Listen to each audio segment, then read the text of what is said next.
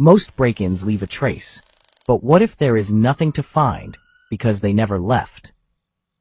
A man in Portland kept hearing strange tapping noises in his walls, always at night, always just once. He thought it was pipes or rats, until he found old food wrappers in the air vent behind his bed. He called pest control. They found something else, a sleeping bag, a lighter, and a notebook, filled with times he left the house and when he slept. The last page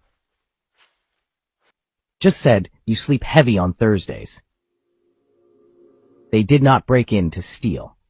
They were already planning what came next.